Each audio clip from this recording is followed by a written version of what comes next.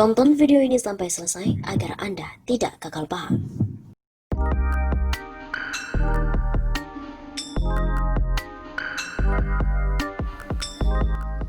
Kapal mulai oleng, orang istana mulai cari pelampung dan skoci. Orang istana mulai mencari pelampung dan skoci karena kondisi rezim sudah mulai goyah, di mana anggaran negara kosong sehingga butuh utangan dari negara lain. Orang istana mulai cari pelampung dan skoci. Rezim Jokowi mulai goyah. Begitu kata pengamat seniman politik Mustari atau biasa dipanggil si bangsat kalem kepada redaksi Suara Nasional pada hari Kamis 26 November. Menurut SPK, di internal rezim Jokowi mulai terjadi pertarungan untuk memperebutkan proyek anggaran negara. Perebutan ini mengakibatkan orang-orang istana yang fokus untuk mencari proyek, bukan untuk mesejahterakan rakyat. Kata SPK, kondisi negara yang serba kocar-kacir hanya menunggu kejatuhan rezim Jokowi. Kejatuhan rezim Jokowi ditunggu saja.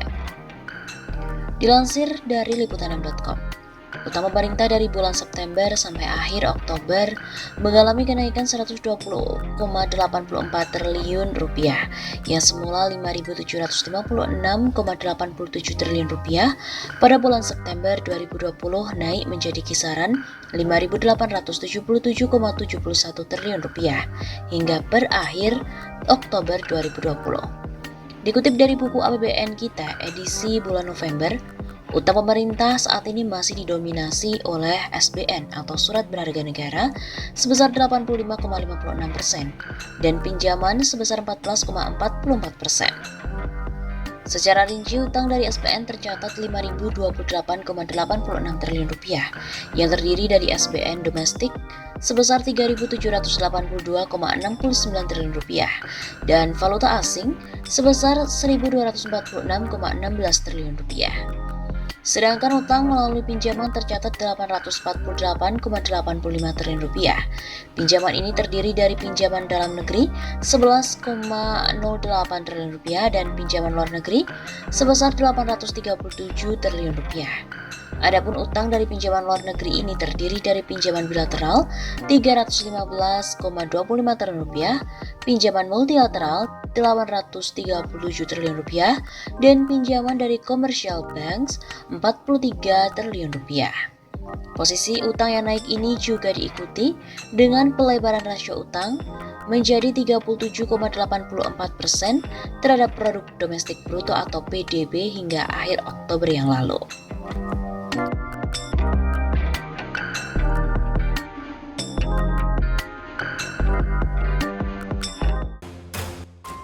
Ketika Jokowi goyah. Ketika pembangunan infrastruktur dan investasi gagal mencapai target, ketika pertumbuhan ekonomi semakin merosot di zona minus, utang terus membengkak dan COVID memporak-porandakan dana APBN, maka resesi menuju krisis, bahkan depresi ekonomi hanya persoalan waktu. Ketika aturan hukum mendukung agenda ekonomi membentur, perlawanan yang menguras energi. Undang-undang KPK, Undang-undang Minerba, Perpu Covid, RUU HIP maupun Undang-Undang Omnibus Law membuat pemerintah bergoyang. Perlawanan muncul akibat hukum direkayasa menjadi alat kepentingan politik. Jokowi pun pusing dengan pembentukan kami. Koalisi tokoh-tokoh oposisi, lintas kelompok, profesi maupun agama mencoba diatasi dengan penangkapan tokoh kami seperti Syahganda, Jumhur, dan Anton Permana. Teror politik dilakukan pula terhadap tokoh dan aktivis di berbagai daerah. Semua adalah langkah untuk meredam. Yang terakhir, urusan kepulangan Habib Rizik Syihab. Pemerintahan Jokowi terkesan panik hingga ada upaya kriminalisasi.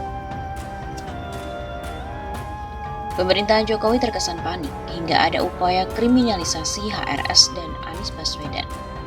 Tentara tempur dikerahkan ke markas FPI Petamburan. Pangdam Jaya mengirim pasukan pengobrak-abrik baliho. Berujung bahan tertawaan dunia. OPM Papua pun ikut terbahak-bahak. Jokowi goyah, para menteri kalang kabut menjalankan program. COVID-19 jadi alasan. Hanya Menteri Keuangan yang terlihat aktif. Itu itu pun dalam rangka mencari dan menambah hutang luar negeri yang sudah mencapai hampir 6.000 triliun rupiah. Terakhir pinjaman recehan sebesar 9,1 triliun rupiah dari Jerman. JK pun turun gunung dan aktif bergerak lagi. Menurut majalah Gatra, terbentuk poros JK Anies HRS. Wapres Ma'ruf Amin yang pendiam juga mulai bermanuver. Berani berbeda pandangan soal pilkada. Kiai Ma'ruf minta ditunda. Jokowi jalan terus. Jokowi menolak rekonsiliasi dengan HRS. Wapres melempar isu akan menemui HRS membahas rekonsiliasi. Dari banyak skenario perubahan politik sebagai respon atas goyahnya Jokowi, maka yang paling rasional dan pragmatis adalah naiknya Wapres menggantikan mundur atau dimundurkannya Presiden. PDIP yang resah dengan komposisi menteri dan mendesak reshuffle tentu sangat mempertimbangkan perubahan, asal Wapres Ma'ruf ke depan adalah kader PDIP. Ormas NU yang kadang-kadang terlihat ngadat pada pemerintah juga dipastikan mensupport gerak maju Kiai Ma'ruf bersama warga. Elemen yang kecewa pada kinerja Jokowi akan memaklumi jika Ma'ruf Amin naik karena prinsipnya yang penting perubahan. Pembentukan pasukan bid'ah di bawah Kopassus, ancaman Panglima TNI, aksi penyerbuan ke Petamburan, arogansi Pangdam Jaya mencopot baliho, dan tindakan represif lainnya bukan menunjukkan semakin kuatnya Jokowi, melainkan tampilan kerapuhannya. Prediksi sebagian publik, Jokowi sulit bertahan hingga 2024. Semua bersiap menyongsong perubahan dengan multi skenario. Dari skenario triumvirat hingga perubahan ekstra konstitusional. Akan tetapi skenario naiknya Ma'ruf Amin adalah yang paling rasional.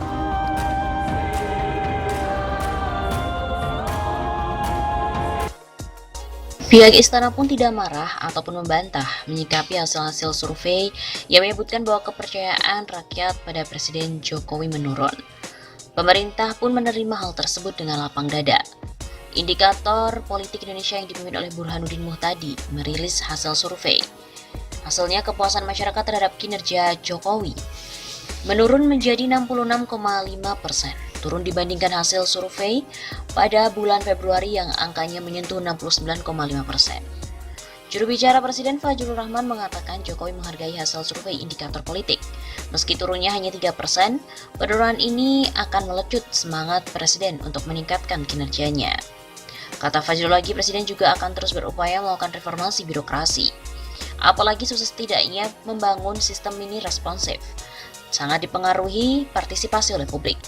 Makanya istana juga mendorong partisipasi publik untuk melakukan reformasi birokrasi yang konstruktif dan berprinsip pada kepentingan umum. Sekiranya ada 3 alasan kepercayaan masyarakat terhadap Jokowi ini turun. Dan apakah benar Jokowi akan kehilangan kursi kekuasaannya? Ini merupakan tahun pertama yang berat bagi Joko Widodo. Mantan pengusaha itu terpilih kembali sebagai presiden pada tahun lalu, tahun 2019. Tapi hanya beberapa bulan memasuki masa jabatan keduanya, dia pun harus berhadapan dengan pandemi COVID-19. Beberapa bulan kemudian, Jokowi menjadi sasaran kritik keras atas keputusannya dalam mendukung pengesahan Undang-Undang Sapu Jagat Cipta Kerja yang cukup kontroversial. Banyak aksi demonstrasi untuk menentang pemerintahan Jokowi dan telah berkembang di seluruh Indonesia. Para pengunjuk rasa berasal dari berbagai kalangan masyarakat termasuk mahasiswa dan juga kelompok kerja. Beberapa survei mengenai kinerja Presiden pada tahun pertama, termasuk yang dikeluarkan oleh media terkemuka harian Kompas, menunjukkan bahwa kepercayaan publik terhadap Jokowi ini menurun. Survei Kompas menunjukkan persentase orang-orang yang puas dengan kinerja Jokowi turun menjadi kurang dari 40% pada Oktober. Angka tersebut jauh lebih rendah dibandingkan pada masa jabatan pertamanya ketika kepercayaan publik mencapai lebih dari 70%. Maka, ini akan melihat 3 ulasan utama meningkatnya kekecewaan publik terhadap Jokowi. Yang pertama adalah gagal melindungi masyarakat Indonesia dari COVID-19. Setelah mengumumkan kasus COVID-19 pertama pada 2 Maret 2020, Indonesia pun menjadi negara dengan angka kematian tertinggi di Asia Tenggara. Per November tanggal 3, 2020, Indonesia tercatat memiliki angka 415.402 kasus COVID-19 dan tertinggi di Asia Tenggara, serta menjadi peringkat ke-19 di dunia. Hal ini menunjukkan penanganan pandemi yang buruk oleh pemerintah Indonesia. Alasan utamanya adalah pemerintah lebih memprioritaskan ekonomi dibandingkan dengan kesehatan rakyatnya.